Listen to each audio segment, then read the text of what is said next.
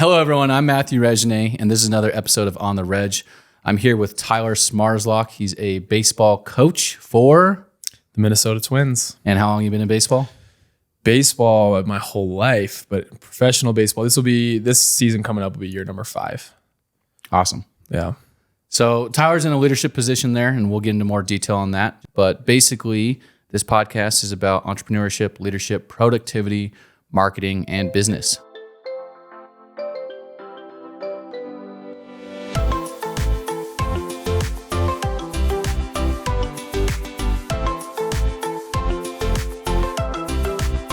So let's jump in. Let's do it. One of the things that connected us super early on, obviously you've been in leadership. I've known you from coaching collegiate baseball, right? Up until minor leagues. Yep. And one of the things we connected on early on was I started my marketing company and was very curious of what is your leadership style? What does that look like in terms of how you communicate with your players? And you mentioned The Daily Stoic, which is a book that off and on I read consistently. So I want to jump in and start with that first, because I think that's the first thing you and I really connected on. Sure. Yeah. So tell me about Stoicism and how it impacts your daily life and how it impacts your business life as well. Yeah. So on a personal level, I mean, the initial motivation to start reading Daily Stoic came from a friend that had been reading it for a year, recommended it to me. And admittedly, I'm not a great reader. I'm probably the slowest reader I know. I know I can comprehend, but it takes me forever. So when people recommend books, I can't really get through more than 20 pages before I start getting really bored. Yeah. The Daily Stoic became a thing for me that was hey, it's just a passage. It's a passage you could read in under 3 minutes. And it's something daily digestible for you that you can put in the front of your mind of every day. So for me, the Daily Stoic started out as just okay, yeah, I'll try this out. And I've always been one of these people that's just curious of all right, how do I get better at something? What am I lacking? What am I missing? Stoicism just became something that I kind of fell into a little bit more. I wouldn't call myself I don't go around calling myself a Stoic. And just for our audience who may not know what it is, how do you typically, and you don't need to give me the textbook definition, but what do you think is one of the main tenets of Stoicism, or what encapsulates that philosophy? So there's a bunch of principles, right? The ones for me that are big hitters for me are being able to control what you can control, right? So accept what's outside of your control as its own being. It is what it is, right? And that's what some people will say. It is what it is. But yeah, the reality is there are very few things in this world that we can actually control 100%. And to me, it's just your mind. Even your own body is something that you cannot control. You will, in some way, shape, or form, you're going to get sick, and you can't control that. You may get cancer, and you can't control that. Your body may be physically harmed by another human being, and you can't control that either at times, right?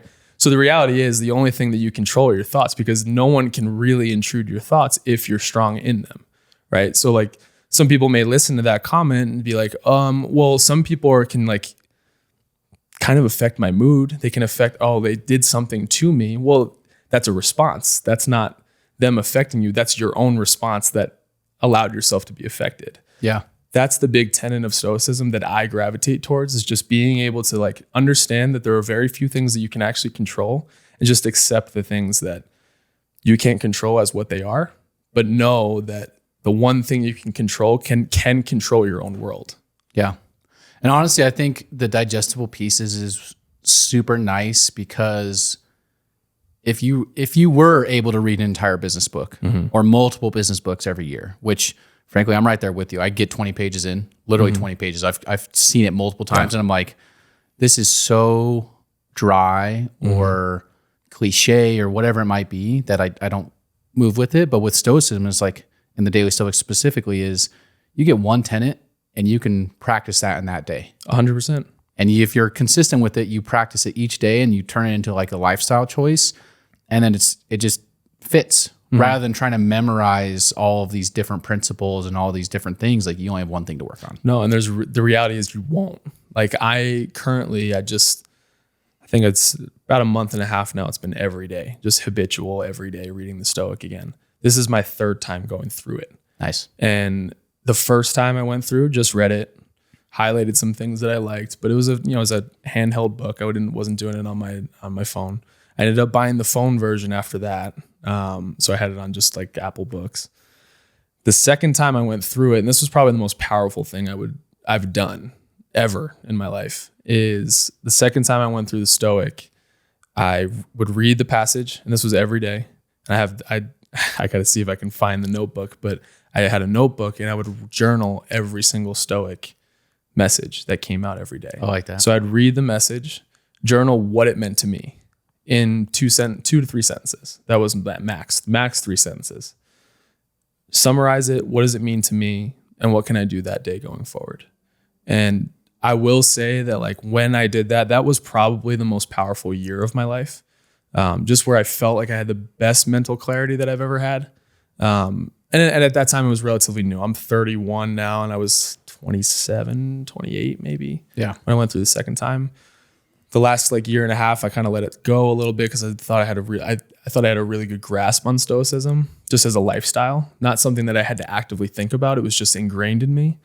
And then over time, you realize that it starts to fade as soon as you let go and think that for lack of a better term, you've got it figured out. And that's why it's coming back into my life now. Well, what's hard is like I feel like we have a very similar mindset in terms of like, I think what the Daily Stoic is preaching. But practicing every single day is so hard, especially if it's something you don't necessarily relate to immediately. And so like you have to have that iteration. Mm-hmm. It's like anything else. Like they say basically like, hey, don't just read self-help books. Right. You have to practice the self-help books. Right. And so even if it is something that you know is the right thing to do and is already a part of your personal philosophy, just having those daily reminders, I think that's pretty huge. That's how I look at it. It's a daily reminder. But that's even what Ryan Holiday talks about in the book. And when he writes, so for those that don't know that like what Daily Stoic is and what it's all about, yes, it's about Stoicism, but Ryan Holiday does his own iteration on Marcus Aurelius and all these Stoic philosophers quotes over the years. It's from Meditations, right? There's a ton of other books that if you're a reader and you like to read, like those are books to go to. I have a really hard time with those. They're very wordy. They get very like ancient in some way. I need the right now version. What's crazy is like a lot of what he's pulling from is from ancient philosophers. It is literally ancient being the key word here. And it's like, Marcus Aurelius is talking about, it's hard to get out of bed. Yeah. Or it's hard to rule these people. It's like, dude, these guys had a completely different worldview, completely different society structure. And they were running into the exact same mental issues. Same problems that we have. There's more distractions now, but the same problems. And it goes for years and years. But what's cool is that you get these like real life versions of what all these quotes mean, what all these messages mean. But there's something tangible about all of those messages and what Ryan Holiday does a really nice job of is he brings it to like an actionable piece. And that is another tenet of Stoicism. It's like you can read all these books and you can know all these things and have this really wise mind, but like if you're not acting, like what are you actually doing? You're doing nothing. You're saving all your knowledge for nothing. Well, honestly, what I really like to do is read it out loud to other people, and then we'll diagnose the quote with our own interpretation. And sometimes someone may not have an interpretation or they may not fully understand what it means. And then we read his take on it. Yeah. So it gives us a chance to be like, okay, we're flexing our own brain juices. We're not just taking whatever it is and internalizing it. Like we get a chance to critically think about the message and what it's supposed to mean. And I think with any art, and especially with meditations, this is really literally Marcus Aurelius's personal journal. Yeah. You know, it's like, that was not supposed to be a book. Not supposed to be a book, but like we don't always know what he's even talking about, right? Because there's personal circumstances relating to what he's writing, and so I think it's important to have your own personal take on things and come up with like, hey, what does this mean to me? And then understand maybe a little bit further of like, hey, this is what other people think it means too. Yeah, I agree. Like that is why I talk about me journaling that whole year of Daily Stoic. It's 365 days, or 366 with the leap year. Yeah. So every day there's something that you can figure out about yourself, about your situation. And I think I don't know if obviously the book is written in pages and they're set in stone. We know there's no magic in the words, but I will say I'm talking about this going through the third time. I've went back and forth. There's been days where like, I just want to read the daily passage just in random. Maybe I haven't read one for like a month and I'll read one. And almost every time that passage that day is like spot on with what I'm going through. Yeah. Or something that's going on in work or my life. It's insane. And I can probably count 1 or 2 times it hasn't related to something that's going on, but it always does. Yeah. And like it nearly always does. And that's the coolest part. And that's why I'm going back through it. And I think I probably will forever. That'll always be a book that's just going to be a staple. It's going to sit on my living room, coffee table or somewhere in my house at all times for the rest of my life. Are there any other philosophies or I guess thought leaders that you really pay attention to? Not so similarly to Stoicism, because I think it's just a very clear way for you to self-reflect. I gravitate towards coaches for obvious reasons. Yeah. The philosophies of coaches and team building and leadership styles. We could get into it. Like there are a lot of coaches that I admire from afar. There are ones that I admire from, right in my circle, but that's where I tend to gravitate towards because it has a very real meaning to me. And I can relate to everything that high level coaches say because it sinks right into my life. Honestly, dude, it's just out of the last 5-10 years, I've had leadership training. I've read a lot of leadership books, but realistically, the things that you've talked to me about are some of the biggest impacts on my leadership development. Daily Stoic was one of them. Art of Coaching was another one. And just our personal conversations has also been a really big part of it. So it's super cool to see that. And I want to know, like, in terms of like your actual coaching, how does that work with your players? How much of that is philosophy versus by the book versus your personal experience playing baseball? Like, what does that look like? So you try to make, at least for me with coaching, you try to make a lot of it instinctual because as soon as you start reading, you think you got like a manual and you got a step-by-step process on how to do things. Sport will throw something different your way. It'll, for like no pun, but it'll throw you a curveball, right? Like it'll throw you something different that you may have not been ready for. And so for me, I've experienced that enough to where as soon as you get away from instinct, you're kind of losing the art of coaching. And all you're trying to do and what I'm trying to do is make my instincts very, not planned. I guess I'm trying to look for the right word for it. Structured and disciplined, right? So if my instincts are to be chaotic as a person, it's going to show up in my coaching. Yeah. But if my instincts as a person are to be very grounded and know the things that are in my control, right? And I'm going to probably keep coming back to like, know what's inside of your control. You can really leave the rest alone. So the things for coaching, the things that I can control are how I interact with the player. I can't control how they're going to react with me. I don't know how they're going to react to a drill that we may be doing. I don't know how they're going to react to the things outside their life that may be affecting that day on the field. But all I can control is my message. But I have to take all of those things into account and let instinct take over. So here's something I've always wondered. If you're coaching at a super high level, but you didn't play at that super high level, one, how do your athletes take what you're saying seriously? If they're like, hey, I made it and you didn't, and I'm not saying this is the case with you, but like I made it, you did it. And then secondly, you don't have that personal experience to say, hey, this is how fast it was coming, or this is what the crowd felt like, or this is what this element was like at this level, right? Like how much of it is, hey, this is just based off of lots and lots of study and instinct versus, hey, I need to actually know what that experience looks like. Yeah. So it's a really good question because it was something that when I got hired by the Twins, I had never played pro ball, and going into it, I genuinely was worried about like, okay, is my message going to come across as arrogant because I'm some 27, 28-year-old kid that had never played pro ball is going to start coaching these kids that are relatively similar ages, but you haven't done it, right? And there's a little bit of self-consciousness that comes with that. Now, I will say, like, I have a good amount of confidence in myself, but even anybody's confidence is shakeable. Yeah. So that type of thing, Imposter syndrome. exactly. Like, you fake it till you make it, right? And I made it to a spot where I never thought I was going to make it. I had my dreams were to be a college baseball head coach. That was all I was never focused on pro ball. Not to get into all that, but we will. Well, for me, getting to coach professional level players, there's a learning curve that comes with that, because you're dealing with older people that have been around more people and more coaches and more influencers around their own life. They just had more time to live. They've had more time to meet more people. Now, that's not the case for every single player, but a lot of your players are. Now in AAA, I'm coaching a lot of players that are the same age as me, and I'm 31, right? And I've had a handful that are older than me.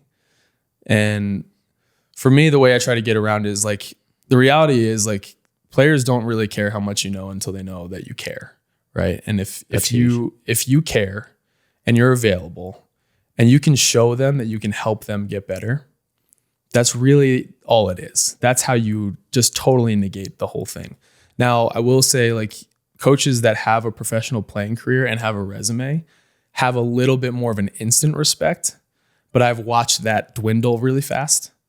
And I've watched people that have no resume, a la myself, and I'm not going to say that I have the respect of everybody, but I've watched people similar to me do nothing but build relationships and get the most out of their players. Now, I think I've done a decent job of those things. I haven't reached everybody. I mean, I'm humble enough to say that, like, not every player has gotten better under my watch. But I think something that I do well is I can meet them at their level and show them that, hey, I'm available. I give a shit. I really give a shit. And that carries a lot more weight as long as they know you can help them get better. How do they, so I assume they're getting coached by multiple coaches, right? They're playing in multiple games, and bad habits are the easiest ones to develop, right? So how are you able to track what you're saying and the efficacy of it when it comes to them getting better?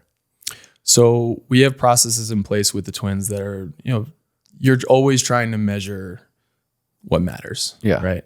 The things that matter are players getting better. We're in player development. That's literally, like, the job title. It's player development. My job isn't to win games. It's to get players better to help our big league team win games. That's what matters. Now, obviously, we're going to be competitors. We're natural competitors. We're going to try to win. But we measure, I'll use infield specifically, right? Because that's what I do. I do mostly defense, but infield's my area of quote unquote expertise. We're measuring catch rate, how cleanly they catch the ball, how often they catch it cleanly, how often they throw to the target accurately, how much range how much ground they're able to cover both left, right, and forward. And the way we can just figure out, okay, is a player getting better? We're trying to use objective measures to. Well, that's why I'm like, I think you're in a good sport, because in my mind, baseball has an insane number of games. Yeah, it's insane. It is. And it's easier for you to roll out outliers and weather and different conditions. Is that true? Yes. Yeah. Or are the objective metrics you're looking at so obvious that it's like, yes, like this is a market improvement over a week ago or 2 weeks ago or whatever it is. So yeah, baseball is one of those sports that's it's been slow to grow. But in recent years, it's been it's been a lot quicker. I think we're still throwing a lot of things to the wall and seeing what sticks in some way, shape, or form. But the reality is, like, you can objectively measure improvement in any space, hitting, pitching, defense. You can do it. Now, it's getting everybody aligned to know that, like, because defense is one of those things that's a little bit subjective in some ways. You can use your eyes and be like, he's better. Yeah. Like, you can do that. But we're not really interested in, like, using that as our only barometer, right? Like, we can rely on a coach that's seen 40 years of professional baseball, and he can say, like, yeah, he's definitely better than he was a couple months ago. But if we just rely on that, we're leaving ourselves to human failure. Yeah. So let's lean on our experience. Let's lean on our eyes. And you got to trust your eyes. And like I talked about it before, you have to trust your instincts. I do know when players are getting better with my eyes. But I would like to check it with numbers. I'd like to back check and see, like, are we missing something here and something that we can get to the goal faster? Because player development, like, the reality is some of these players don't have a lot of time, especially when they get to me. Right. Because the only way up is the big leagues from where I'm at. So you're either gonna sink or swim, right? Out of what you're coaching, how much is like, hey, this is a proven methodology, proven technique. This maintains the status quo of what we know works for players, versus how much room do you have open for testing new ideas? Because you talk about instinct, and like sometimes instinct doesn't mean doing what everyone else is doing. Yeah. No, that's a really good question. So really there are some tried and true methods, but the reality is every player is so different. Every human's so different. So coaching every player in one particular style, you may get most, but you might miss the one that's the most important. So you look at a minor league system. The reality is there are less than 5% of those players in the minor league system are going to make it to the big leagues. There's not that many that make it. So when you look at it, there are players that are on a track to get to the big leagues. They are talented enough, and we've paid them enough money saying, hey, we think you're good enough to do this. We call them priority players. So if you have a priority player, that's a player that, like, you better get everything you can get out of that player. And is there room for testing? Yeah, there's room to be creative, but you better not mess it up. Yeah. You know, and no, you never really feel that pressure, but the reality is, you know, which players are good enough to do it. And you have to toe this line of, like, don't get too much in the way where you end up messing it up, but do enough to make sure that they're getting every ounce of themselves out of themselves. Yeah. And that doesn't always fall on the coach. It falls on the player. It does. But a good coach will take a lot of the brunt. Is there a fun to watch metric? So like there are objective metrics where this is a good player. They produce more tangible results for the teams, right? Yeah. But you also got to fill the seats, right? And sometimes players they bring the fans. So maybe jersey sales could be an indicator of this, but like, is that something you guys think about, or are the actual metrics, performance metrics, so much more powerful that it's obvious that those are what you should always be relying on? So, I mean, from a player development standpoint, you basically just look at, like, who's going to help our big league team win. That's really what it boils down to. Which players are going to be the best players to help our team win and win championships. Now, from a business perspective, these are things that are just not in my control. I don't have any of these conversations of, like, which players are fun to watch. Now, we can come to decisions and be like, hey, like, at least with the Twins, like, Royce Lewis is fun to watch. We also paid him a lot of money as the first overall pick when we drafted him. Home runs are fun to watch. They're fun to watch. Yeah, so they're totally fun to watch. I don't know all the baseball metrics, but like people hitting home runs versus consistently hitting, like that's a balance, right? Yeah. Baseball has this, like, I talk about baseball as this, like, entire Major League Baseball. They want homers. They want big strikeouts. They want power pitchers, and they want guys that can run fast and do some special things, because that makes the game more exciting to watch. Baseball, admittedly, is not the most fun for the casual sports fan that doesn't really know exactly what's going on, because it is a little bit more slower paced. It's not always, like, in your face of exactly what's going on. Now, most people that don't really know baseball would watch a baseball game and they're like,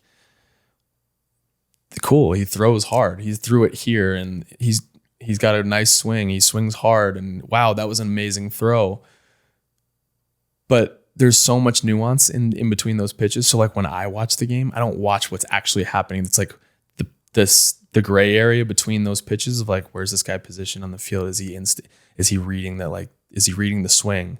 Did he see, like, if that ball was hit on that foul ball, if that ball was hit, where was it going? And are they moving in that direction? Did a hitter not swing at a certain pitch because they were looking at something different? They were looking for something different pitch. Yeah. Pitchers, there's a lot of cat and mouse game that goes on inside the game that when you're really in it and you watch it that way, it is fun. It's like to me, it's like chess. If you know chess and you know the little gray areas that, like, the cat and mouse game that comes with it, It's exciting. And you see like the micro changes that each player is making. don't. So if I would watch a chess match, I have no idea what they're doing. I have no idea what they're trying to set up. So all I'm doing is watching puzzle pieces move on a board. And I think that's what most people are watching baseball like. Now, to go back to the original point, yes, there are players that are more exciting, and they're getting paid handsomely to do that. The Dodgers just paid Shohei Ohtani $700 million a year for 10 years because they know he's going to be worth it on the field, but more so they know it's going to make their brand, the Dodger brand, even more expensive. They can sell tickets for higher prices, and people are going to go pay to watch those What's games. exciting about him? He throws 100 miles an hour and he hits a million homers. He's the only guy of his kind. He is a unicorn in baseball. Because like pitchers don't normally hit. Pitchers don't hit. That's just not. That's been removed from the game. He's the only one of his kind. As an outsider, it's so bizarre to me. Like, obviously, you have different physiques for pitching and hitting, but I feel like a pitcher would understand pitches the best and be the most capable of understanding where it's going, when to hit it. It would make sense that way, but you're seeing it from different angles, right? So as a pitcher, like your skill as a pitcher is you're blessed with an arm that's able to make certain things happen, make pitches move in certain directions and throw at certain velocities. But you're also watching those pitches happen because you're in full control of the ball. The hitter's not in control of the ball. So it is different in the sense of like a pitcher knows what they're going to throw. The hitter has no idea what's coming. And it could be a 100-mile-an-hour fastball or it could be a 70-mile-an-hour curveball. Well, if you're at that level, just like you're talking about, you're looking at this game that you know so well that you can see these micro changes and these tactics playing out in real life. Yep. Right? If you're a pitcher and you're at that level, maybe you can see that playing out in real life. Hey, he's holding it this way. He's coming. And then obviously it's like 100 miles per hour is insanely fast. Yeah. So being able to adjust to that, even if you had hints, is pretty wild. But yeah, it's always been interesting. It is interesting. And I actually think of it more from like a catcher's perspective. So a catcher statistically in baseball is usually one of the worst hitters on the team, which is really ironic because you're seeing the pitch come. You're seeing more pitches than anybody. Right. You're catching pitches, and then when you get up to the plate, you're seeing pitches. That's the only thing you do. Yeah. You would think that catchers would be the best hitters, but the reality is they're the same thing. They know what pitch is being called. They know what pitch is coming, and I don't really know. I would love to see somebody like fully dive into that research of why it's hard to find really good hitting catchers. It's really hard. I don't know why it's so hard. Maybe they're just trained so much to already know what's coming that the unpredictability of not knowing what's coming, it's a change, is too big of a difference. Half their career they know what's coming, and half their career they don't know what's coming. Yeah. The reality is the pitch is coming from the same angle. Now the only one you're standing and one you're squatting. Right. But it's an interesting theory. Like it's an interesting thing that somebody could probably come up with reasons that are way smarter than me. But it's been one of those things that's it's always kind of sat in my mind. It's like, why is it so hard to find a good hitting catcher? I don't get it. Yeah. But it's cool. One thing that's always been interesting to me about professional sports is like they're ripe with culture, right? I'm sure they have their own bureaucracy. They have their own like internal cliques. How do you create change without stirring the pot too much? It's a really good question because that's kind of where baseball is right now. Now, like there are tried and true traditions. There are people that are baseball lifers that didn't rely on metrics and didn't rely on all this advanced technology that is now introduced to baseball. You can affect change in a lot of different ways, right? You can affect it without having all this advanced knowledge and all this time in the game. And for me, like you do need to understand that you're a part of an organization. You're a part of a team. Yeah. Right. So my objective is not to impart change on all the people around me all the time. It's to maybe inspire some people to maybe want to change, but that's not in my control. Now, I would love to think that like me being me could inspire other people to maybe want to be similar or think similarly or think differently. How I try to be. I try to think outside the box as much as I can. Now, you're around people with a lot more experience. Like I'm around a lot of people with way more baseball experience than me, and in professional baseball, they have a playing career to go off of. They have, in some cases, my manager Toby Gardenhire is one of the best baseball people I know. The dude's been in a big league clubhouse since he was 5. His dad was the manager of the Twins for a number of years. He got to see everything. He was the bat boy. He was just shagging flies in the outfield, and then he goes and plays college baseball, then has his whole playing career with the Twins, and now he's coaching with the Twins. He's a baseball lifer. Right. There's so much for me to learn because the reality is you don't know what you don't know. And this will be my 5th year in professional baseball. He's got 30 something. There's a lot for me to learn there that are tried and true methods, right? And there's a number of people in our organization that are like that. But for me all you're trying to do is you're trying to get people to think outside the box. What could be done better? What have we always done that we do it this way because we've always done it? Well, what could we do differently to make it better, to make players develop faster? And this is my thing, is that there's all these people who've been in the baseball industry for a long time. Mm-hmm. The sport's been around a long time. Yeah. At this point, you would assume, hey, there's one methodology that works, because you combine all this experience from all these different people, and it funnels into, here's the equation. Mm-hmm. Here's the equation where we get from A to B. Yeah. But obviously it's not that simple. Obviously, we've talked about it quite a bit already. So how much does perspective or even creativity change it? Because like if you've been in the same bubble your whole life, and you looked at it, the game the same way your whole life, even if you had thought leaders or other coaches or a lot of experience, I still feel like being in that bubble does limit your creativity and branching out of that. 100%. And it's really important to like rely, and we've talked about this before off camera. If you can rely on people outside of the bubble, like the baseball bubble, I'll call it for myself. Some people have better ideas than like the people inside of it, because they can just see the obvious. There are things that, like every other baseball person or every other person in their domain, you're going to overlook some things because you just take it for granted because it's always been there. You learned it so long ago that, I don't need to pay attention to that anymore. But then someone else brings it up. They're like, why is that guy doing this right here? That's a great point. I didn't even think of that. And the reality is, if you can rely on like, it even happens inside the game too, because there are hitting coaches, there are pitching coaches, there are managers, there are defensive coaches. There's a lot of different types of coaches who have different areas of expertise. Yeah. There are times where like our pitching coaches, which is very opposite of hitting coaches, like they're literally the competitors. Hey, what do you think about this guy? I'm seeing this on this swing. Pitching coach could say that to a hitting coach, and a hitting coach would be like, wow, I didn't even think of that. And it's just one of those things that if you can really just humble yourself to a point, it's like someone else is going to see something that maybe you're just overlooking just because you're just around it too much. You're too close to it. And that goes for a lot of things, right? Like I'm sure there are more people that could probably poke holes in relationships that you have, right? Like your marriages, like other people could probably find things that maybe you're not seeing. It's not just a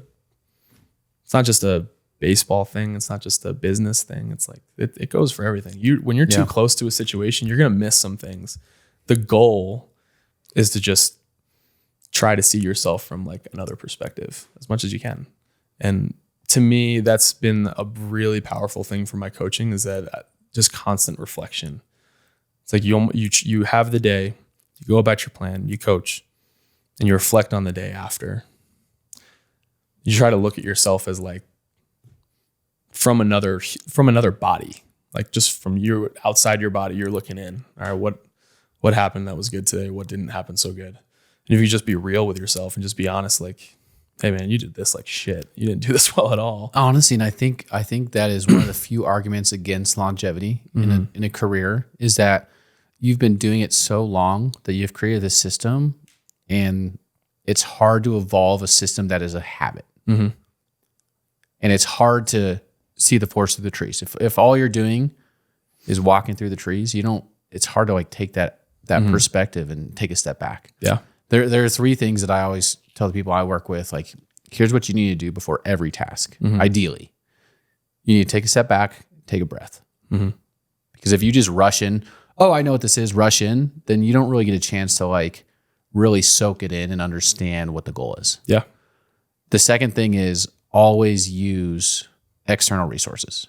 So I don't know how that would apply to baseball necessarily. And obviously like you're getting paid because you're an expert in a certain area, but I know that you study. I know that you listen to podcasts. I know that you read books. You know, I know that you look at other coaches and see what they're doing. So resources is like, hey, I know that this works. Let's see if other people corroborate that this works. It is. I mean, that's kind of what books are for. I mean, there's very few like, here's how to coach baseball.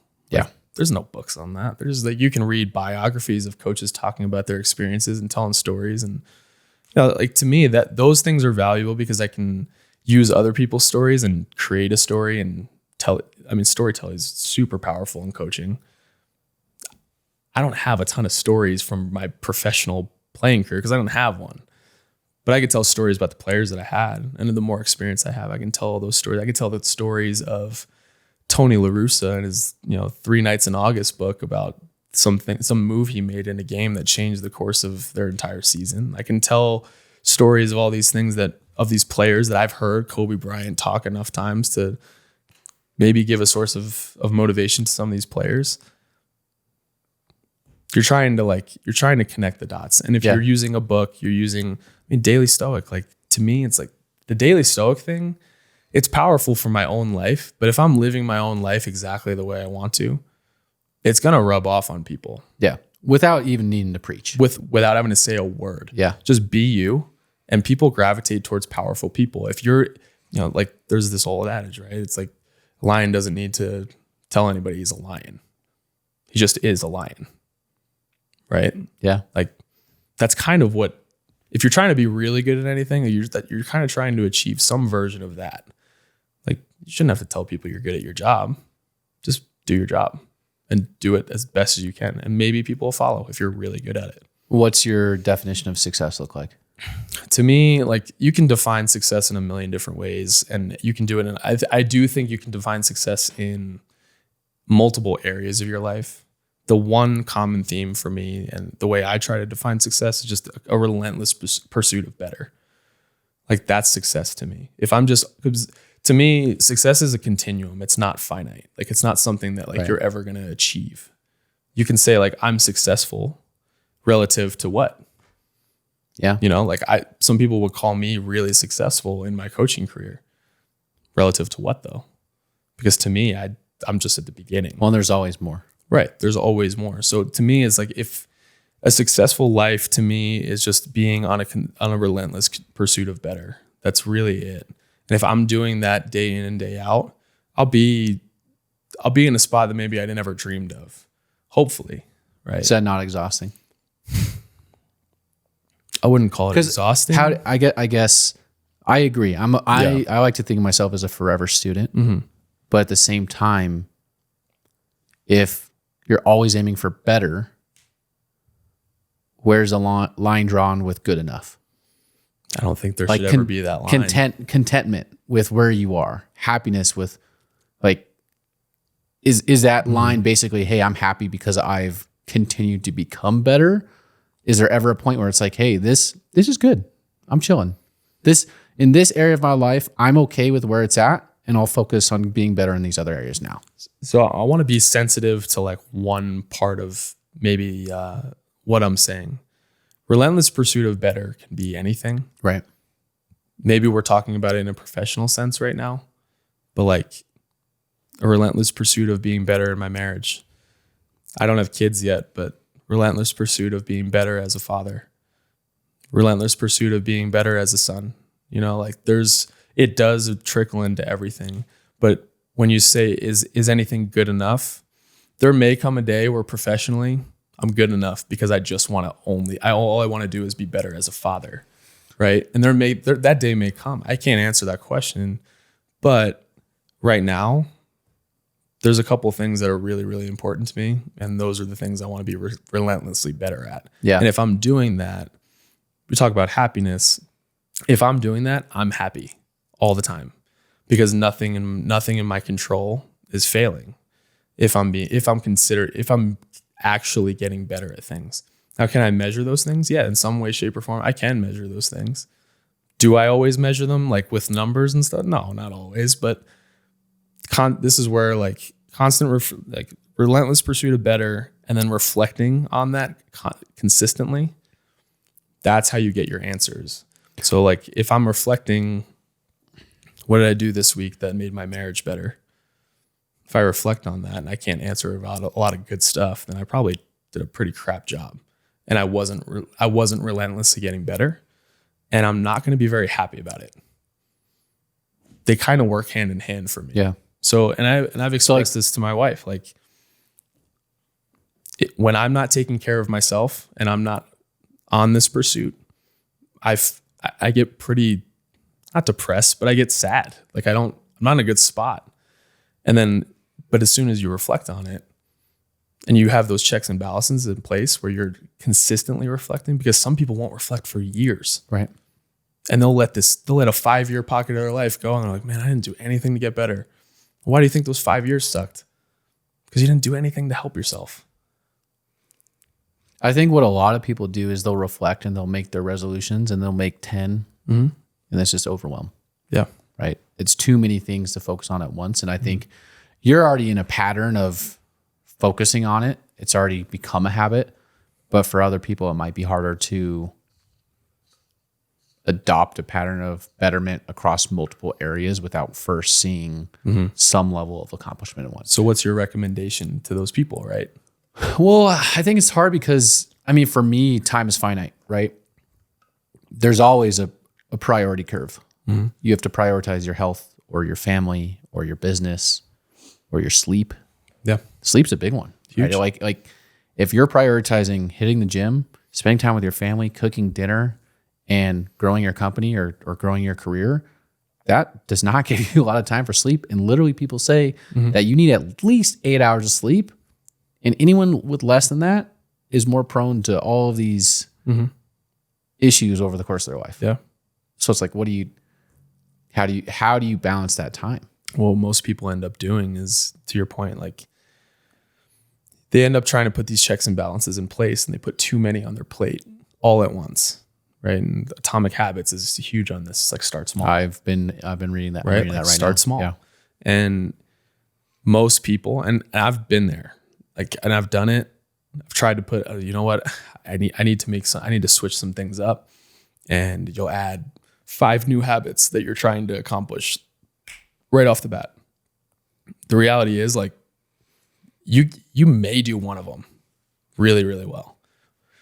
Just add one at a time, right? Like just one at a time is pretty easy. And if you make it manageable and you make it easy, make it visible, right? So like if you come out of this podcast and you're like, I really like that they were talking about Daily Stoic. That's super interesting. I've never heard of it.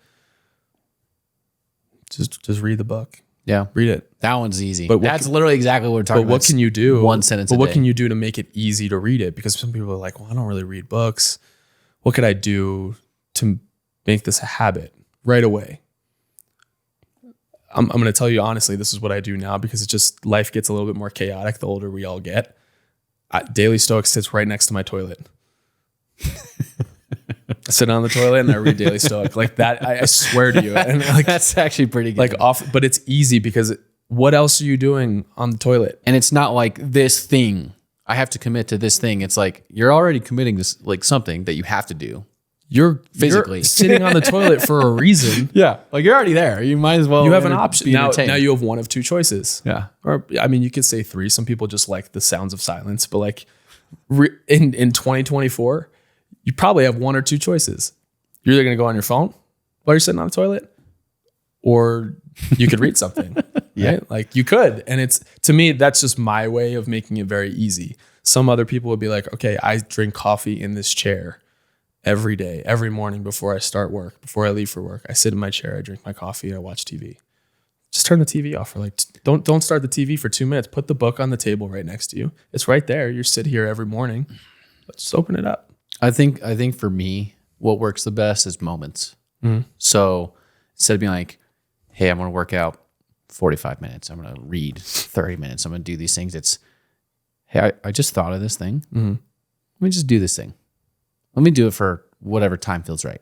Or I noticed that I haven't been the nicest person today. You know, I'm gonna work on that right now. You know, and it's a combination. It's mindfulness, The power of now. and little micro moments. Yeah. And then once you establish that, then it's easier. It's like, hey, I've been doing calisthenics for a couple weeks. Now it's not as intimidating to go and lift because it doesn't hurt as bad. Yeah. You know? Yeah. Now, I guess my question to that too would be like, do you find yourself ebbing and flowing with that too? Because moments come and go. And maybe the moment because to me, the reason I ask that is I'm a little bit more systemic than some people. Like I try to create a system for my life in some way, shape or form. And by creating a system, I can follow the system and know what results I'm yielding, and to some degree. So for instance, like the system of my morning right now is like I sit on the toilet and I read Daily Stoic, basically first thing in the morning. I paired that with this impulse training that I'm doing. It's like brain training, brain waves, this app that just like you play 3 games and it takes less than 5 minutes to play those games. And they're fun games to play, but you got to really be active thinking. In a way, with the goal in mind to just keep my brain sharp first thing in the morning when I'm usually most productive. And cold showers is another thing that's kind of going on right now. That's been fun, but I've created that system. It's like, those are 3 easy wins for me in the morning. I think the thing is systems require discipline though. 100%. And like, we've talked about this a bit before, but in my mind, discipline is by far the most valuable trait you can have as a person, because with discipline, you could do anything. Yeah. This is definitely an excuse. So I'm gonna preface it with that, but I put a lot of energy and effort into my business systems. So much so that when I get home, I'm like, I don't want to think about anything. Like my mind is spent because all day I've been operating within these systems.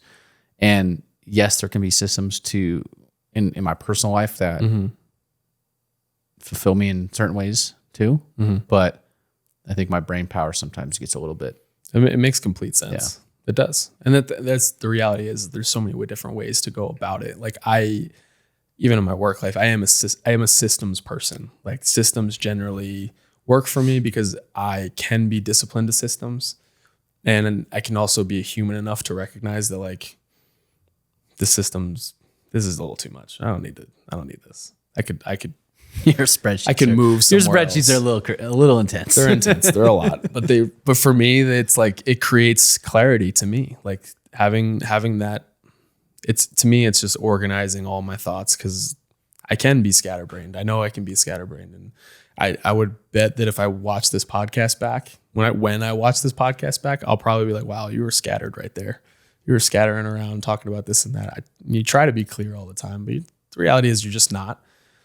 Everybody has their ways of trying to organize it, and sometimes I wouldn't say spreadsheets for my thoughts, but systems keep me moving where I want to go. Does it take mental effort to maintain your systems?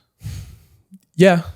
I'm not gonna be dumb enough to say no. Like, yeah, I mean, what are your tips? So for me, I think when you got to start with the end in mind, right? So what do you want? What do you want your system to yield? What do you want out of it? You start there with the goal. Well, we said always be better. So always be better. Exactly. How can you have a goal if you're trying to be better? So my systems are generally revolving around like a pursuit of better. Yeah. So there's very few things in my like daily system because I actually try not to call them habits as much as I can, as much as like the world likes to call things habits. I actually try not to use that. And this actually comes from Stoicism. It says, don't do anything out of habit. To me, I like think of it as intention. It's like, what are my intentions, not my habits? Because I don't want to fall victim to just a system and I'm just blindly following the system. I want to be intentional about the habits that I have. But they should yield a result, and they should yield something better for yourself or someone else or whatever, or your business or whatever your systems are. They should yield something that's positive. For me, my daily systems yield me feeling better about me, which makes me feel better, or which makes me more able to give to my wife, which makes me more able to give to the people around me in my work life, which makes me a more positive person to be around, which hopefully yields more positivity. Yeah. And if those things are happening, if I'm taking care, because the reality is I only control my mind. My mind, if I do these things, it will yield the results that I want around me. I'll attract people in my life that I want around me. I'll neglect people that I don't want in my life. They won't fall because, and I bring that up because disciplined people don't like undisciplined people, and undisciplined people don't like disciplined people. They don't like disciplined people. Yeah. And like, you're going to attract something. It's like, what are you trying to attract? I'm trying to attract better, because my definition of success is relentless pursuit of better. If I got a ton of people around me that aren't doing that, like, I'm probably not doing it. Man, this is one that's really hard for me, and I've thought about this quite a bit. So many quote unquote successful people that preach their lifestyle and the accomplishments that they've had on a society-based level, right? What they say is surround yourself with the people you want to be, right? The people who are going to encourage you to be better. And we all grew up with friends that, maybe they didn't have the biggest goals, or they were content with where they were at, or they made bad choices and they fell privy to things that don't really agree with us morally or, financially or whatever it might be. In my mind, it's like, yes, you want to be around people that bring out the best in you and help you become better. But doesn't that mean that those other people should also be brought up with you? Where do you draw the line of like, hey, I'm abandoning this person because they're not helping me, or they're not the person that reflects the lifestyle I want to be a part of, versus, hey, I'm going to talk to this person and see if we can get to that point together. Yeah. I'm sure there are a ton of people going through that with relationships that they can think about. For me, it's never been that difficult to cut people out that don't bring more to my life. And that's probably not a great thing to say. That's probably makes me like come off as like selfish, which I have been in a number of ways.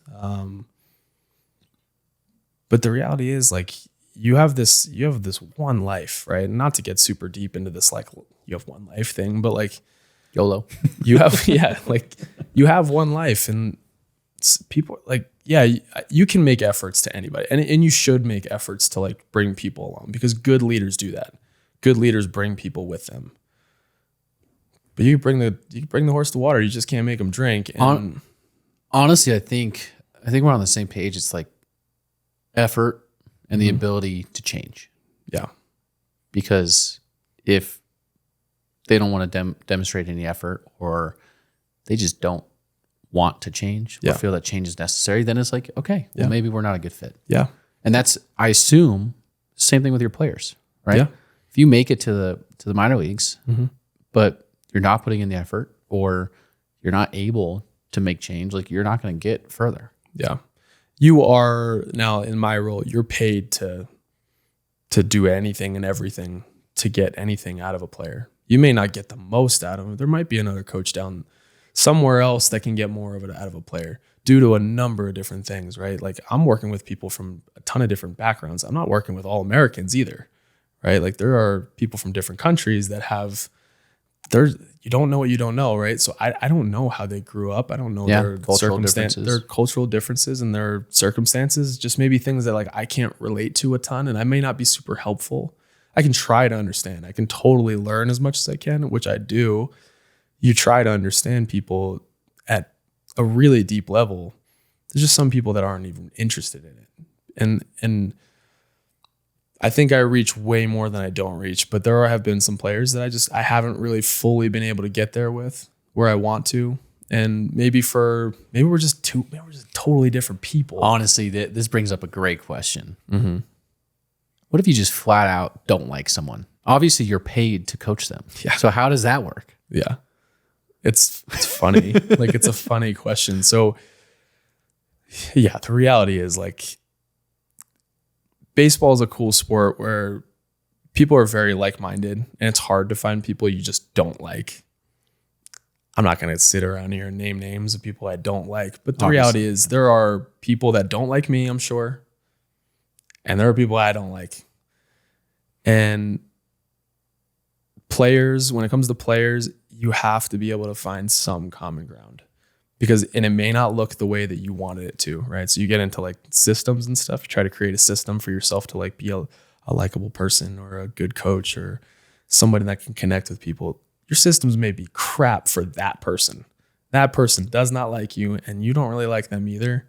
The reality is like, I'm judged. Can that player get better? Can he still get better even if he dislikes me? He might be able to. Game on. That's a challenge.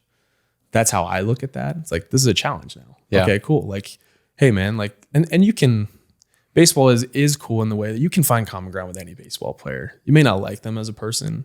They may not like me, but you can find common ground because there's something for most of the people inside professional baseball. You're trying to be a master at your craft.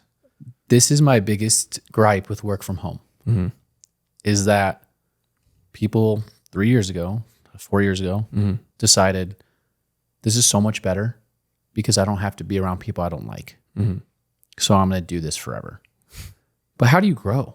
If you're in a little bubble of only people that you like and like you, mm-hmm. how can you challenge yourself and understand your flaws or see the things in other people that are better? Mm-hmm. Like even being around people that you love, like finding mentors, you find them in the wild. And I'm not saying you can't get that from a digital perspective, mm-hmm. but you are so much more limited when you work from home. I would agree. And not that I haven't done it from experience, but like I would agree with that because you need people to be able to hold you in check. You need mentors that can call you out on some stuff. You need people that are basically going to, whether they give you intentional or unintentional feedback, you're going to get feedback from people when you talk to people, when you interact with people, when you're around them, when just by, body language, like you're getting feedback all the time when you're around people, which is cool for, from a baseball perspective. You're around so many people and you get feedback all the time.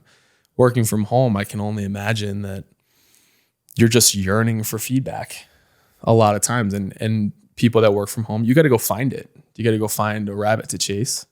You got to go find some people that you can really rely on and trust that they can call you out on some things that maybe you're not so good at. Because the reality is a lot of us are more poor at things than we think. Well, plus like your face, your hands, your eyes, your tone, real world interactions give you so much more signals and cues.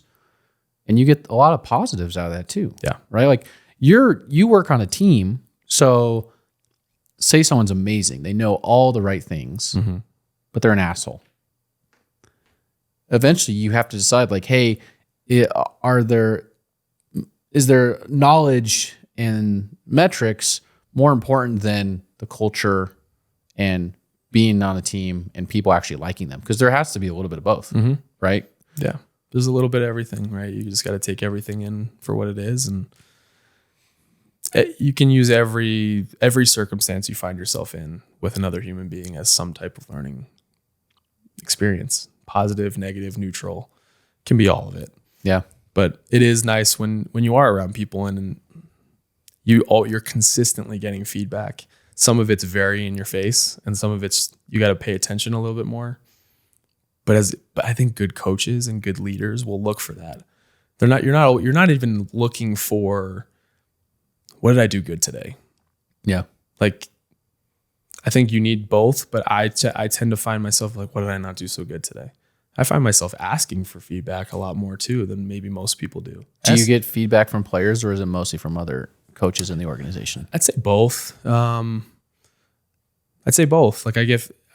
coaches are a little bit tougher sometimes because there is like a coach's culture in some way, shape.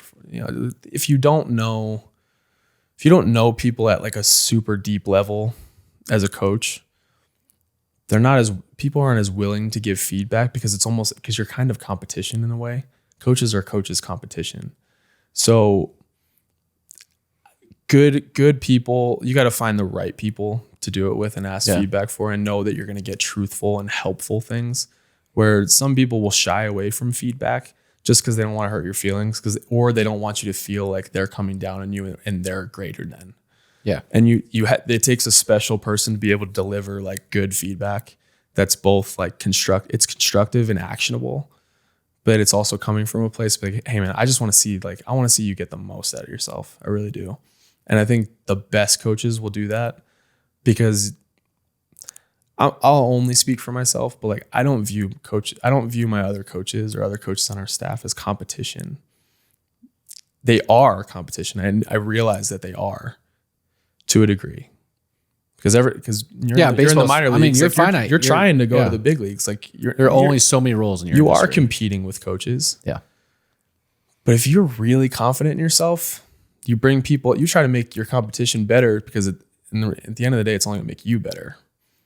Plus, dude, in my career, helping other people, it's not always an immediate reward. Mm-hmm. Nor should you do it only for the reward. Mm-hmm. But I think we'd all be lying to ourselves if we're like, we only help people because we're altruistic. We're such good people. I mean, even thinking of yourself as a good person is rewarding yourself. It is. So, but I'm a huge, huge believer in what goes around comes around. And I don't believe in karma in the traditional sense, in the religious sense. But I do think it's real. Like if you treat people well and you do well by others and you try and help the people around you and promote them, it'll eventually come back. Stoic philosophy, another staple. Yeah, it is. It's true. Like there's no reason to knock your competition. If you're knocking your competition, all that does is speak to like your own problems. Like you got some stuff you got to work on. If you're calling out other people, just bring people along. Try to make your competition better. I love the stories from like NFL training camps where it's a wide receiver and a cornerback, right? For those that aren't like huge on football, they go against each other every day. They're on the same team in practice. Like in practice, they're not on the same team, but they are on the same team. Right. The best yields, the best brings out the best in others. So you're giving your best, you're expecting their best. If they're not giving you, like I'm a big Jets fan, and you hear Sauce Gardner and Garrett Wilson, and just to use those two examples, they're two young stars in the NFL. And every day at practice, the coaches explain, they're like, these guys just bring out the best of each other because A, they're very, very good at their craft, but B, they hold each other accountable too. Like that was a crap rep. Like what was that?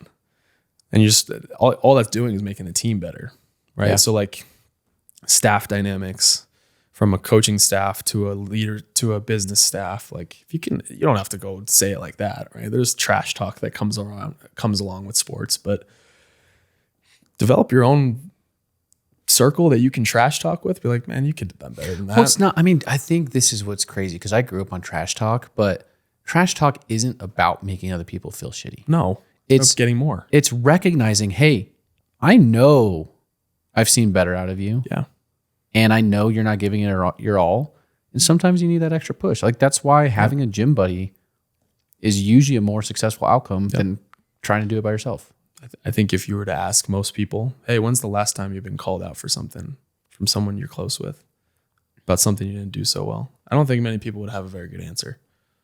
Well, as adults, I think it gets tougher. It gets something that's like you learn to stop doing because people don't like to be around those people. They don't generally. I so wish it was different. Like I am a person that thrives on criticism. And that's been a big story of my life growing up. Like criticism drove me to a place that was just, you were going to get everything out of me. Yeah. The best coaches for me were the ones that were able to hurt my feelings and to a degree. Now that is not healthy. It's so not healthy. And like, I don't ever want to be that coach that like hurts my player. I'm not that coach. I'm very, very understanding. I'm very calm, collected. That's how I've been described by coaches at times. That's how I feel like I would love to describe myself. But for me as a player, like I got the most out of myself when criticism came into play. Well, You're there's- not good enough to do this, or you can't do that. You're too small. This, that. That drove me to a place that was powerful. And I just think that you can find those in different ways, right?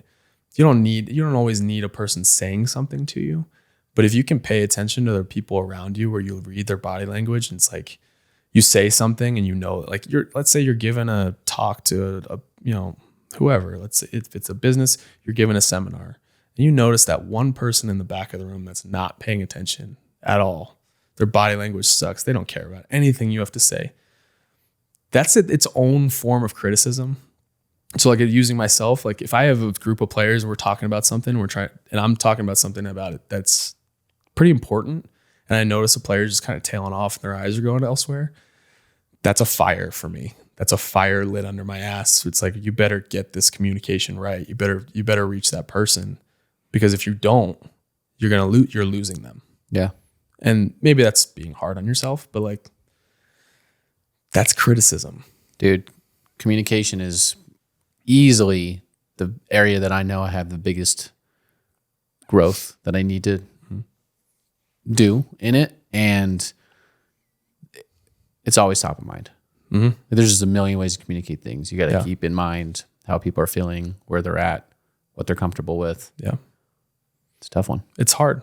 And I would put myself in that boat at times. I'm hard on myself with communication. The thing that I try to find myself, I know that I talk more than I listen. The thing that's active in my mind is now this is tough on a podcast because I'm a guest and you're the host and you're supposed to ask the questions, but I'm actively always thinking like, I'm talking more than I'm listening. This isn't good. I think if you're around people who are upset with how much you're talking, you're around the wrong people to be talking with.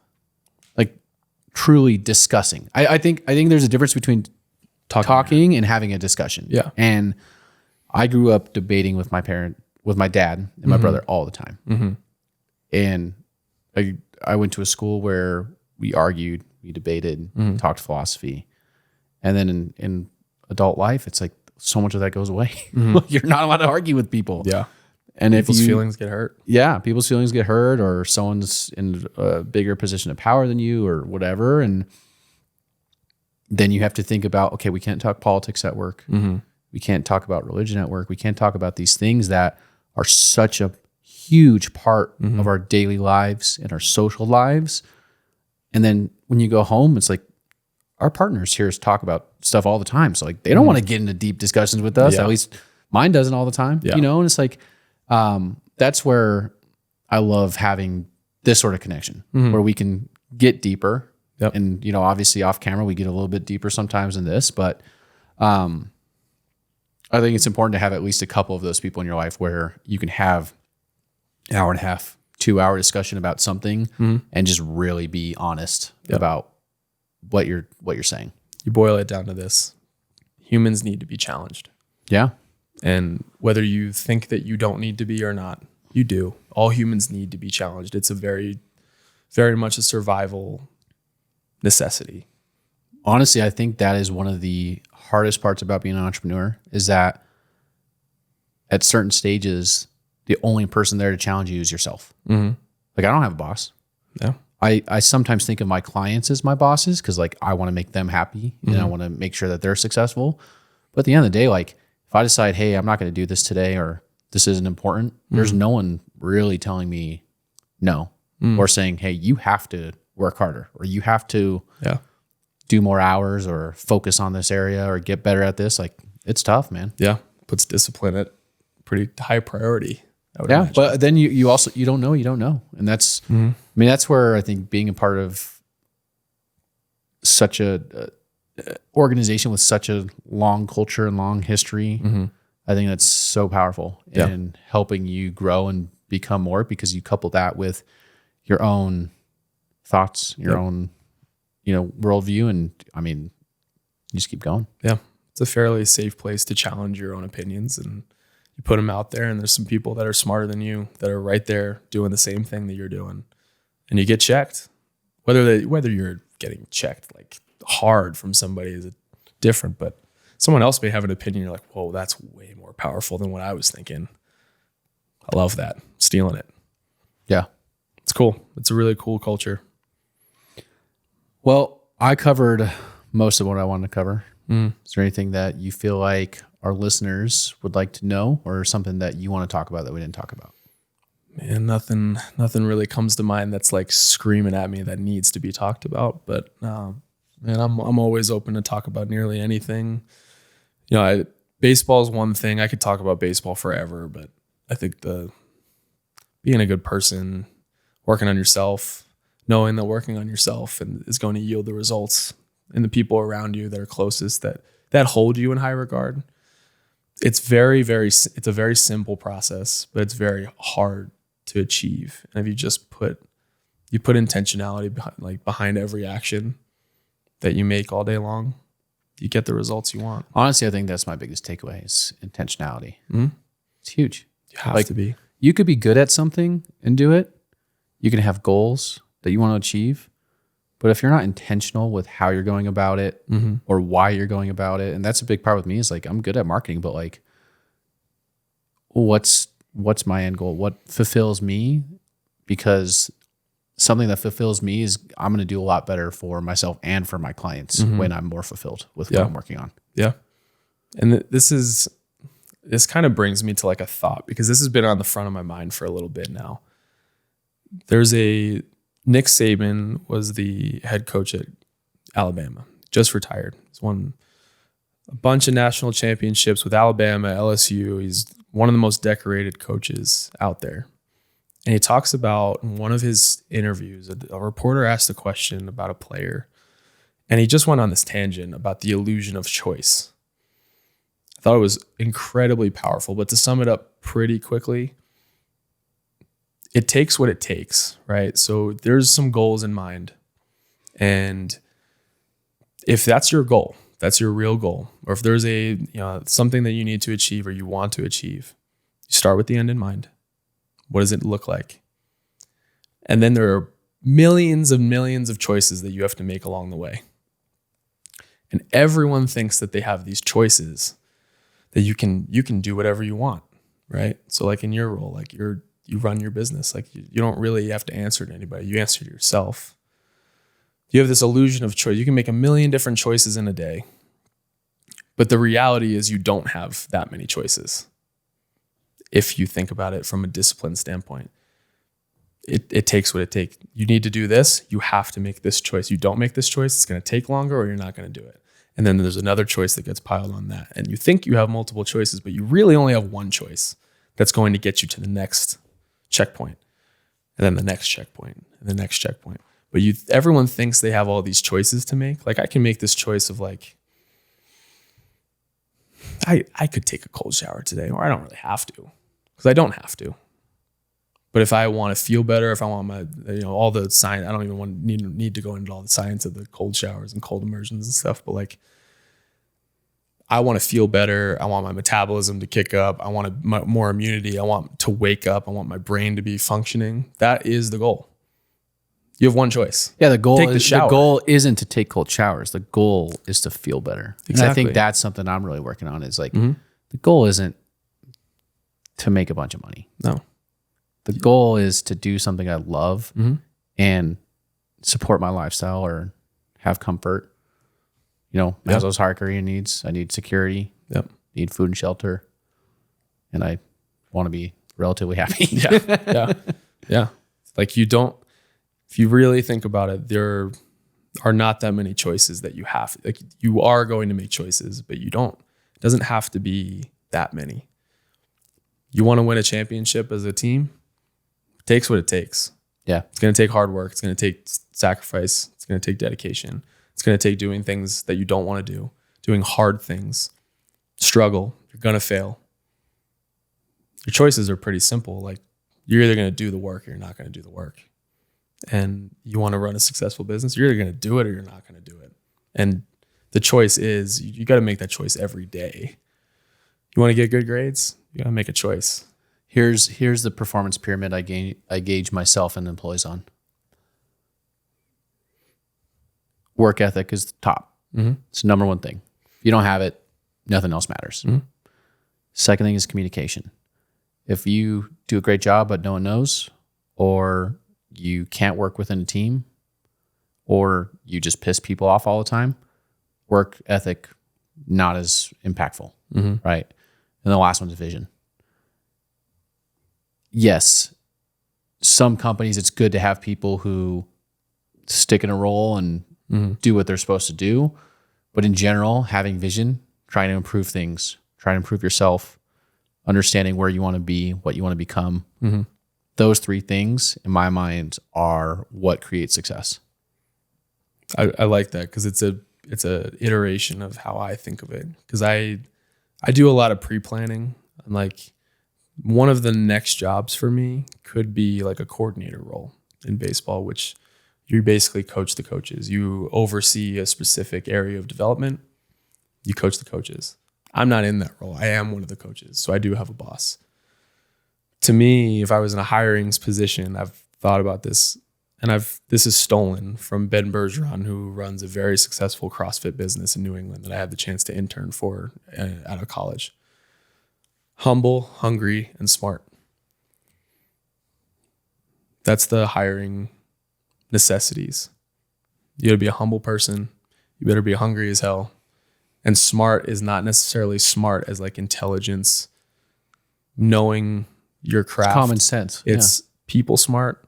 It's in your domain smart, right? Like smart means a lot of different things, but those three things are fairly similar, right?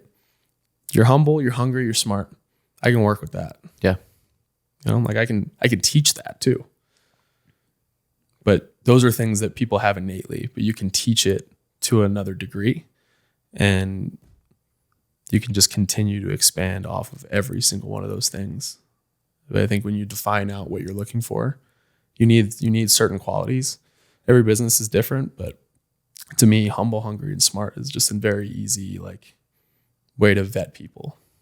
Agreed. Yeah, that makes sense. Reality is, if you're around not humble people, you're going to have egos get in the way. Well, I've like, been told my whole life that I'm not humble, and it is something I'm constantly working on. Believe me, I'm with you. I think my definition of humble, just from someone who painstakingly tries to be better at this, is if you're open to learning, I think that is a key element of being humble. Obviously, not boasting, not being prideful are other huge elements, and those are things that I work on. And again, it's a culture thing. I grew up in a culture where we talk shit, where we were constantly saying like, hey, like these are the things I'm good at. This is what I'm working towards. So it's less about humble. And honestly, a lot of it comes down to like, I'm trying to self-motivate by saying I'm good at this thing. And that's not the best way to do it, obviously. But being humble, I think, means you are willing to learn, and you know that there's someone out there who knows more than you. There always is. Yep. I agree with that. Totally agree with that. Sweet, cool, man. Well, this has been a ton of fun. Yeah, absolutely. I'm having a blast. Yeah, I think we got a lot of solid takeaways here.